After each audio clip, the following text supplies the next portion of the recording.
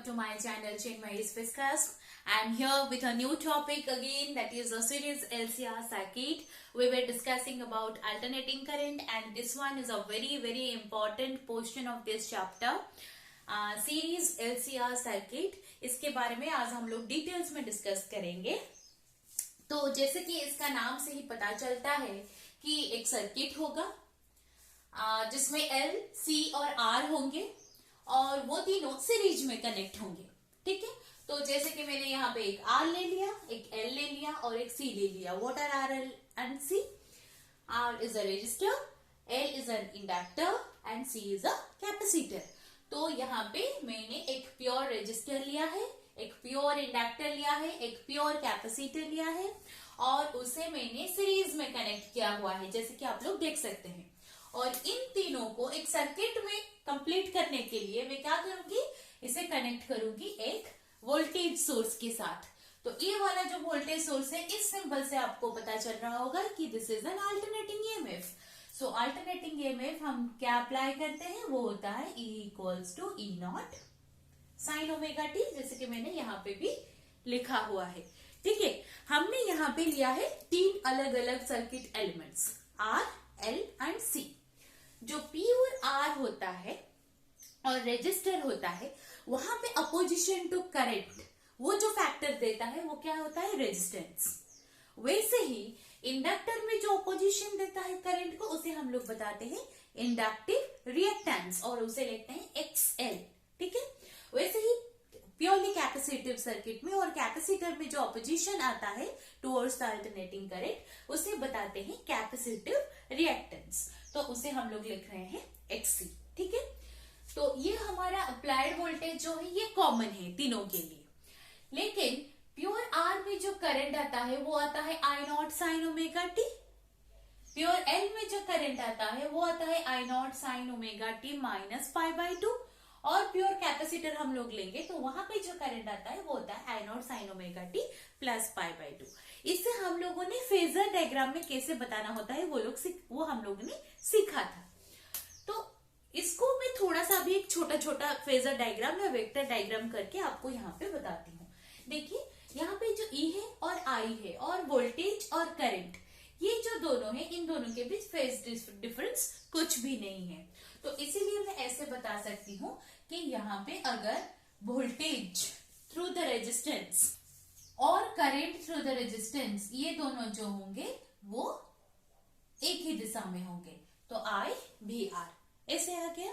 Suppose मैं current को यहाँ पे दिखाती हूँ, तो वोल्टेज जो है in case of pure inductor, voltage is ahead of current by an phase angle of pi by two. और मैं बता सकती हूँ कि current is lagging behind EMF by phase angle of pi by two. तो current अगर पीछे है, वोल्टेज उससे आगे होगा, तो यहाँ पे VL का डायरेक्शन आएगा यहाँ पे। ठीक है, वैसे ही इसमें भी करंट क्या होगा, एक ही डायरेक्शन में है, क्योंकि सीरीज में करंट तो सेम ही डायरेक्शन में फ्लो करता है। तो करंट अभी इसी डायरेक्शन में है, लेकिन यहाँ पे जो करंट है वो आगे चल रहा है, लेकिन ईएमएफ पीछे है। तो पीछे होगा मतलब यहाँ पे आएगा BC। ठीक है, तो ये वाला जो फेज एंगल यहाँ पे आ रहा है, ये है पाई बाय टू और ये भी है पाई बाय टू।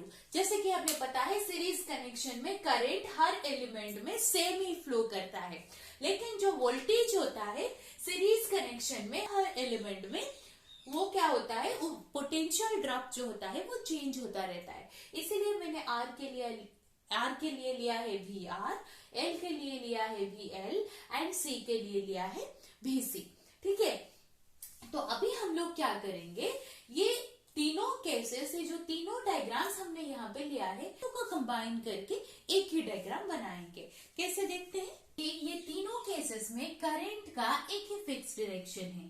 तो सपोज इस डायरेक्शन में करंट फ्लो कर रहा है, I है, और ये वाला डायरेक्शन सेम टू सेम है VR का। तो मैं वेक्टर डायग्राम बता रही हूँ, तो ये हो गया मेरा VR।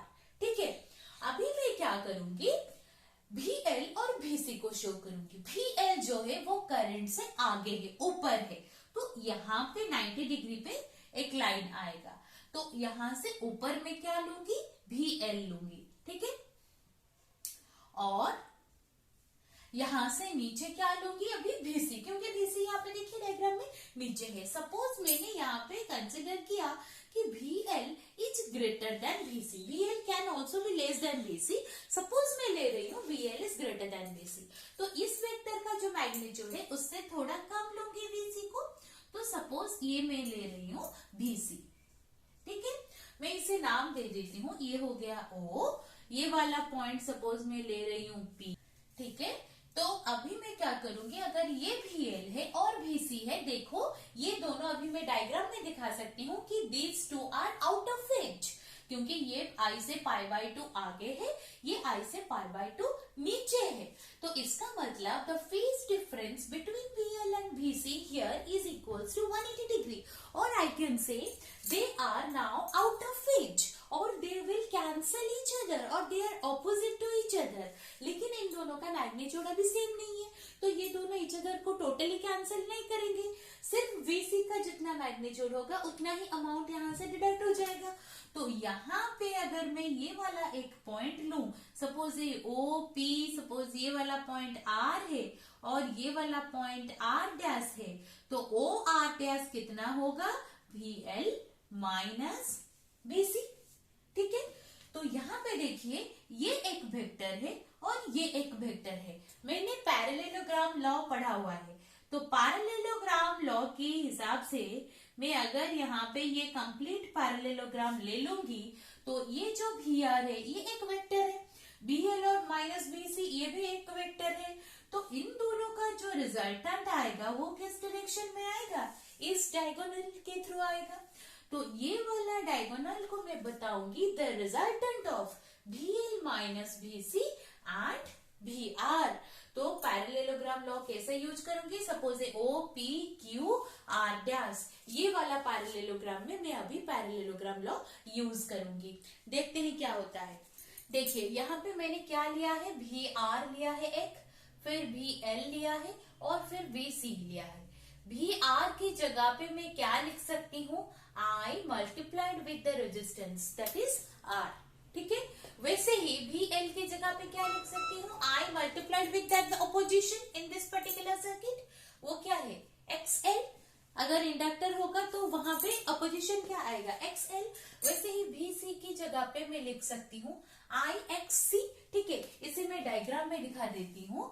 यहाँ पे जो VR आएगा वो होगा IR, ठीक है, और यहाँ पे VL आएगा वो होगा IXL, और यहाँ पे VC आएगा वो होगा IXC, ठीक है। इतना मैंने दिखा दिया अभी डायग्राम में। सो यहाँ पे अगर मैं अभी पैरेललोग्राम लॉ यूज करूंगी, तो पैरेललोग्राम लॉ यूज करना है इन विच पैरेललोग्राम, OPQR', इसमें मैं अभी यूज करूंगी। तो इसमें क्या बता सकती हूं मैं कि OQ will be equals to ये राइट एंगल है ना, ये वाला 90 डिग्री है ना एंगल, तो यहाँ पे क्या आएगा, OQ will be equals to root over of OP square plus OR' square, OP square plus OR' square, ठीक है। ये जो OQ है ये क्या दे रहा है, the total resultant. Total resultant क्या होता है, इस पूरे सर्किट में तो total voltage which is applied और the total source of EMF वो क्या है, E ही तो है। तो ये वाला जो साइड है ये मुझे देगा E का एक्सप्रेशन, ठीक है। तो मैं यहाँ पे लिखूंगी E will be equals to root over of OP की जगह पे लिखूंगी VR square plus VL minus VC square, ठीक है। इतना समझ में आ गया सबको। VR की जगह पे हम लोग लिखेंगे IR, क्योंकि ये सिर्फ वोल्टेज थ्रू रेजिस्टर है। VL की जगह पे लिखेंगे IXL, the voltage through the inductor only. VC equals to IXC, voltage across the capacitor only. लेकिन ये जो E है ये तो हम लोग टोटल सर्किट के लिए ले रहे हैं ना, तो total source which is applied to the circuit, the total value of the source of the EMF, that is equals to E. अगर R, L और C इन तीनों के लिए अगर इंडिविजुअल अपोजिशन आ सकता है, अभी ये तीनों साथ में काम कर रहे हैं, तो इन तीनों के वजह से एक कंबाइंड अपोजिशन भी आएगा. वहां पे जो कंबाइंड अपोजिशन आएगा उसे हम लोग बताएंगे इम्पिडेंस. उसे हम लोग बताएंगे इम्पिडेंस. तो इम्पिडेंस को हम लोग सिंबलाइज करेंगे जेड के साथ.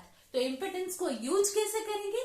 जैसे कि ये है आई आर, ये है आई एक्सएल, ये है आई एक्ससी, वैसे ही हम लोग ई की जगह पे लिखेंगे E equals to I multiplied with Z. ठीक है, तो अभी मैं पुट करूंगी सारा वैल्यू.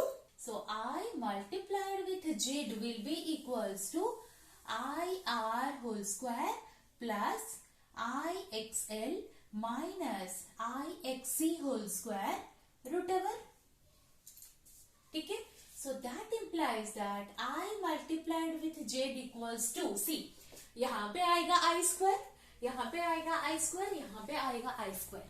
अगर मैं इनको कॉमन ले लूं तो मेरे पास जो टर्म आएगा वो बाहर आएगा आई.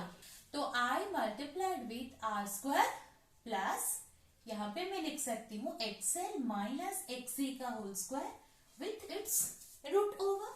That implies that Z will be equals to square root of R square plus XL minus XC का होल स्क्वायर. तो ये हो जाएगा इम्पिडेंस का एक्सप्रेशन. ठीक है, ये वाला जो एक्सप्रेशन आ रहा है इसे हम लोग इस तरीके का एक डायग्राम भी बना के बता सकते हैं. जैसे कि देखिए, मैं इसी डायग्राम को अभी चेंज करके आपको बताऊंगी. आप थोड़े ध्यान से देखिए. यहाँ पे मेरे पास है Z equals to square root under this one and plus this one. ठीक है, तो ये जो जेड है ये किसी का रिजल्टेंट है. यहाँ पे रिजल्टेंट कौन सा था? ये वाला था ना, E equals to I Z था. अभी आई तो कैंसल आउट हो गया, तो सिर्फ क्या रहेगा? जेड. तो यहाँ पे मैं अभी लिख सकती हूँ जेड. ठीक है, ये क्या है? वी एल माइनस वी सी. इसका मतलब ये वाला जो टर्म है ये है आई X L minus I X सी. ठीक है, लेकिन आई तो अभी आके कैंसल आउट हो गया. तो यहाँ पे आई के अलावा बाकी जो पार्ट है क्या है? एक्सएल माइनस एक्ससी, इसका स्क्वायर है. तो XL minus एक्ससी is one component. तो यहाँ पे मैं लिख सकती हूँ अभी एक्सएल माइनस एक्ससी. ठीक है, अभी क्या करूंगी? नेक्स्ट वाला कंपोनेंट जो है वो है आर. तो आर की जगह भी R equals to I R. I तो कैंसल आउट हो गया, तो यहाँ पे क्या रहेगा? सिर्फ आर. तो यहाँ पे रह जाएगा अभी आर. तो ये वाला जो ट्रायंगल आया ना यहाँ पे ओ पी क्यू, ये वाला जो ट्रायंगल आया है यहाँ पे, इसे हम लोग बताएंगे the impedance triangle and this one is the phase difference phi. इसे हम लोग बताएंगे इम्पिडेंस ट्रायंगल. ठीक है, तो यहां से देखिए हम लोगों अभी पैरेललोग्राम लॉ यूज करके देखिए. Z equals to A square plus B square का रूट ओवर होता है ना. तो Z equals to R square plus XL minus XC का स्क्वायर का रूट ओवर. ठीक है, तो ये हो गया इम्पिडेंस ट्रायंगल. आप ट्रायंगल लॉ लगा लो या फिर पैरेललोग्राम भी लगा लो, कुछ भी लगा सकते हो. ठीक है, तो अगर ये वाला साइड एक्सएल माइनस एक्ससी हुआ तो ये वाला साइड भी एक्सएल माइनस एक्ससी ही होगा. ठीक है, तो इस वाले डायग्राम से अभी हम लोग दो फैक्टर्स और निकाल सकते हैं. क्या है वो? cos phi. What is cos phi from this triangle? Cos is equals to B open H. B में क्या है यहाँ पे? R open H में क्या है? Z. So cos phi is equals to R open Z. इसका नाम मैंने क्या दिया था? Power factor. हम लोग जब पावर डिस्कस कर रहे थे इसे बताते थे पावर फैक्टर. तो cos phi is equals to R open Z. वैसे ही यहाँ पे tan phi क्या हो सकता है बताइए? tan phi will be equals to P open B, perpendicular open base. तो phi के लिए perpendicular कौन है? ये वाला है. तो मैं लिख सकती हूँ XL minus XC divided by B. B में कौन है? R है. ठीक है, ये भी हो सकता है.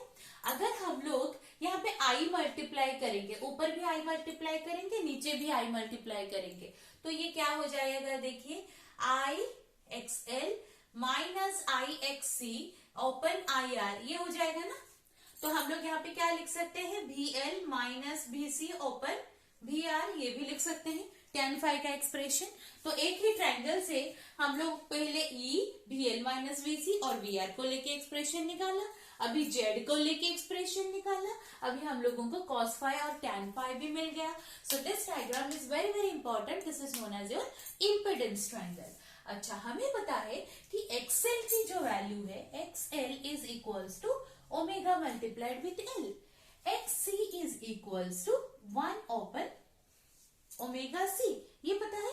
तो अगर हम लोग ये वाले वैल्यूज अभी इसमें पुट करेंगे तो जेड का एक्सप्रेशन क्या हो जाएगा, Z will be equals to square root of R square plus omega L minus 1 upon omega C का होल स्क्वायर, ये आ जाएगा इम्पेडेंस का एक्सप्रेशन। व्हाट इज इम्पेडेंस, आपको याद रहा, इम्पेडेंस क्या होता है, आर एल सी। अगर हम लोग सारे सर्किट एलिमेंट को कनेक्ट कर रहे हैं, सो इन सीरीज कनेक्शन हम लोग कनेक्ट कर रहे हैं, so in that case the total opposition offered by all the circuit elements to the flow of alternating current through it is known as the impedance.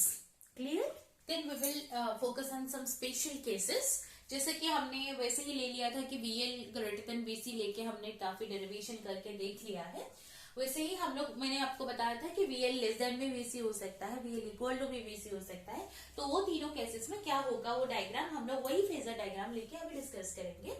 अगर VL greater than VC होता है तो वहां पे क्या होगा, देखिए ग्राफ तो कुछ ऐसा ही था, करंट का डायरेक्शन हम लोग ऐसे ही ले रहे थे, यहाँ पे भी आई है, यहाँ पे भी आई है, यहाँ पे भी आई है, ठीक है। तो जो रजिस्टर केस में होता था, रजिस्टर के केस में वी आर और आई वो दोनों सेम डायरेक्शन में होते थे, तो आई वी आर सेम डायरेक्शन में है, आई वी आर सेम डायरेक्शन में है, आई वी आर सेम डायरेक्शन में है। तो ये जो पहला वाला केस है हमारा VL ग्रेटर देन VC।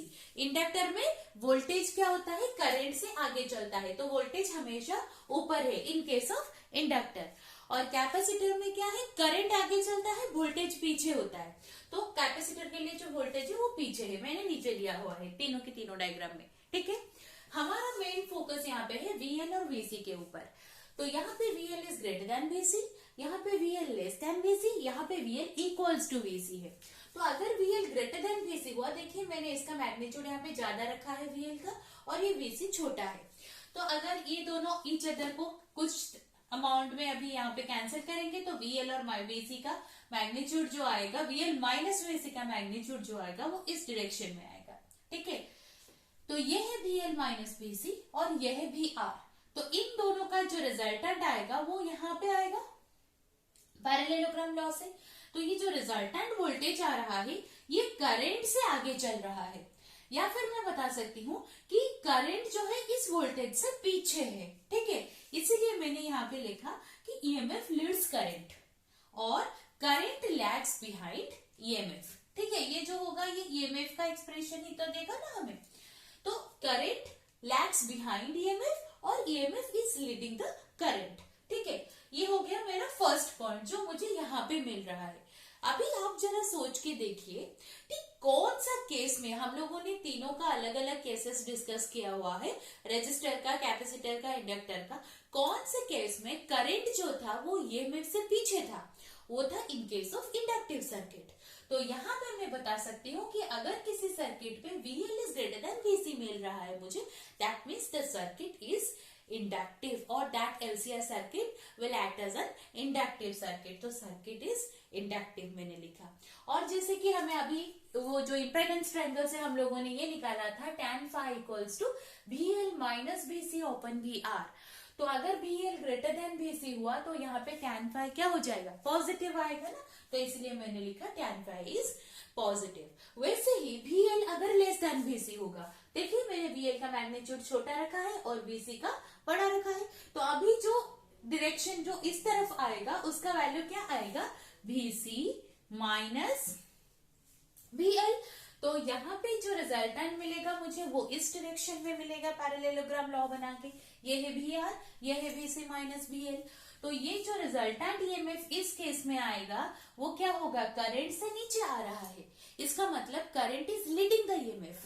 तो कौन से केस में current is leading the EMF था, in case of capacitive circuit. तो यहाँ पे मैंने लिखा current leads EMF, the circuit is capacitive. अगर VL is less than VC हो गया तो tan phi क्या आएगा, नेगेटिव हो जाएगा। तो tan phi मैंने यहाँ पे लिखा नेगेटिव, ठीक है। Now VL is equal to VC, तो VL इक्वल्स टू VC अगर होगा तो ये वाला टर्म तो पूरा जीरो हो जाएगा, tan phi जीरो हो जाएगा। तो tan phi का वैल्यू जीरो मतलब phi का वैल्यू सिंपली आ रहा है जीरो। phi जीरो मतलब there is no phase difference between EMF and current. So EMF and current are in same phase. अगर सेम फेज में होगा तो कौन सा वाला सर्किट होगा, तो मैं बताऊंगी the circuit is purely resistive, ठीक है। तो this is all about the discussion over the series LCR circuit. अगर आपको यहाँ पे कहीं पे भी कुछ डाउट होगा तो आप लोग मुझे कमेंट सेक्शन में बता सकते हैं। तो ये वाला पार्ट आप लोग चाहे तो स्क्रीनशॉट लेके रख लीजिए ताकि आपको बाद में समझने में आसानी होगी, ठीक है। तो मिलते हैं कुछ इंटरेस्टिंग टॉपिक के साथ। इसी LCR सर्किट के बारे में थोड़ा और डिस्कशन करेंगे नए वीडियोस में। वहां पे हम लोग रेजोनेंस के बारे में देखेंगे, रेजोनेंस क्या होता है सर्किट में और क्यू फैक्टर क्या होता है, ट्यूनिंग कैसे होता है रेडियो में और टीवी में, वहां पे ट्यूनिंग कैसे होता है, वो सब कुछ के बारे में हम लोग डिस्कस करेंगे लेकिन नए वीडियोज में। तब तक stay happy, stay healthy. Thank you.